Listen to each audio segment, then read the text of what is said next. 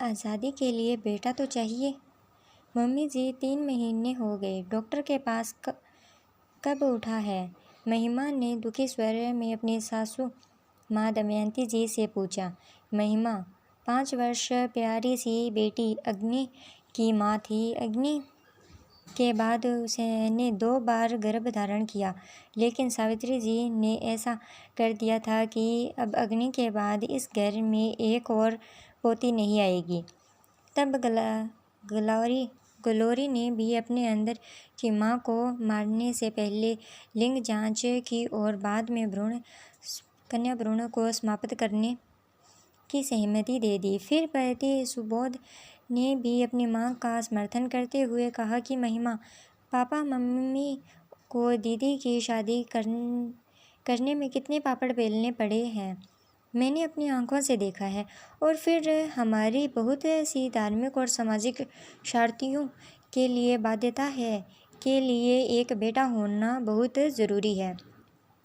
महंगाई के ज़माने में आज 2 से ज़्यादा बच्चे पालना मुश्किल है।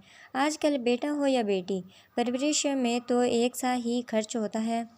महिमा, हम कितना बेआदमिक होने का दावा करते हैं। दामाद को भी शादी के बाद ससुराल चाहिए और माँ बाप के बाद मेरा भी भाई से ही होता है।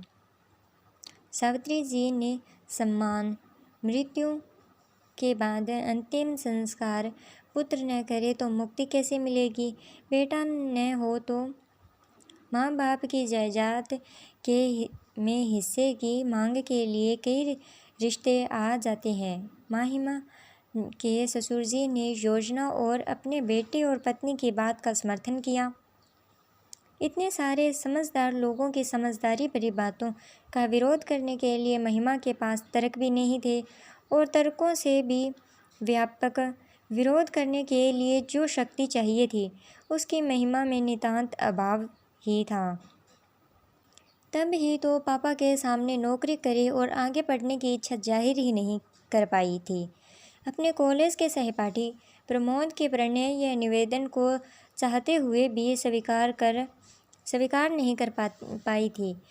वह ऐसे प्यार के रास्ते पर भी कभी चलना ही नहीं चाहता था जिसकी कोई मंजिल न हो। नहीं बेटा, हम कहीं नहीं गए। तुम्हारे ससुर जी ने इस पाप के लिए मना कर दिया है।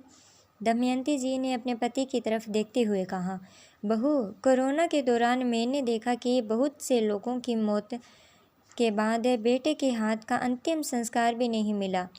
मेरे दुश्मनों में ही एक सज्जन लेटे हुए थे।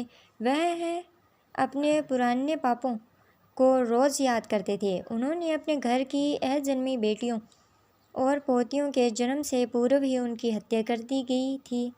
उन बेटियों को श्राप का ही फल है कि उनकी मृत्यु इस कोरोना से हो रही सोच, और उनके परिवार को उनके अंतिम दर्शन भी नसीब नहीं होंगे। अब किसके बेटे ने मेरा अंतिम संस्कार करेंगे? ससुर जी ने याद करते हुए कहा। फिर क्या हुआ पापा? महिमा ने पूछा। वह हुआ जिसका उन्हें डर था। उनका कोरोना से निधन हो गया और उनका शव उनके परिवार को दर्शन के लिए भी नहीं मिला। ससुर जी ने कहा। बहुत ही बुरा हुआ, महिमा और दमयंती ने एक साथ कहा। उस दिन मैंने सोच लिया था कि हमारे घर में अब कोई भ्रूण हत्या नहीं होगी, ससुर जी ने कहा। महिमा के चेहरे पर एक संतुष्टि का भाव था। उसकी भी अब और हत्याओं में भागीदारी नहीं होगी।